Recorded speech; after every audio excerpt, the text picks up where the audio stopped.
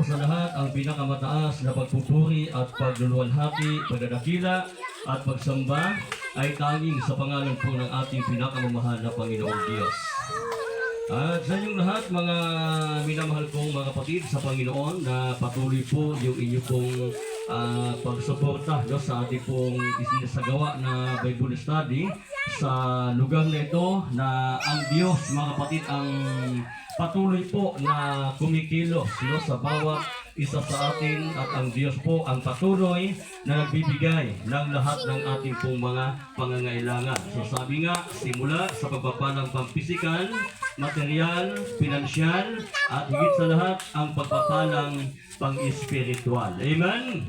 So lahat ng yan ay ibinibigay sa atin ng ating pinakamamahal na Panginoon Diyos. So nakapat lamang na lagi tayong magpasalamat sa ating pinakamamahal na Panginoon Diyos sa lahat ng biyaya, sa lahat ng pagpapala na Kanya pong ipinagkaloob sa bawat isa sa atin. Amen?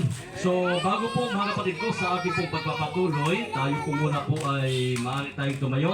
Tayo po muna po ay manalangin sa ating pinakamamahal na Panginoon Diyos. So, hilingin natin ang gabay, ang patnubay ng ating pong dakilang Diyos sa ating pong pag-aaral ng Kanya pong banal na salita sa mga oras na ito. So tayo pong lahat mga kapatid ko ay magkaisa pong manalangin. So pwede niyo pong iyo po ang inyong ulo o pwede niyo pong itaas ang inyong pong kamay. Yan po ay simbolo po yan ng ating pagsuko o pagpapakumbaba sa ating pinakamamahal na Panginoong Diyos.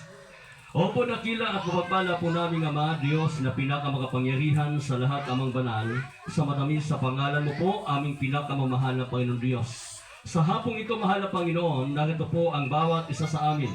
Kami po, O Diyos, ay nagpapakumbabang loob. Kami po, O Diyos, ay humihingi po ng tawad sa aming po mga nagawang kasalanan, sa aming mga pagkukulang, sa aming mga pagkakamali. Patawarin mo po ang bawat isa sa amin at likhaan mo po kami ng isang banal at malinis na puso, mahal na Panginoon, at marapatin mo po na sa aming pag-aaral ng iyong pong banal na salita sa mga oras na ito, gamitin mo po ang iyong pong abang lingkod bilang daluyan ng espiritual na pagpapala, at ikaw po ang maglagay ng mga salita na dapat kong salitain.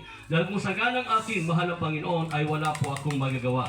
Bless niyo po at pagpalain ang aming pag-aaral sa hapong ito, at mangusap ka sa bawat isa sa amin. Ipaunawa niyo po sa amin ang iyong kalooban.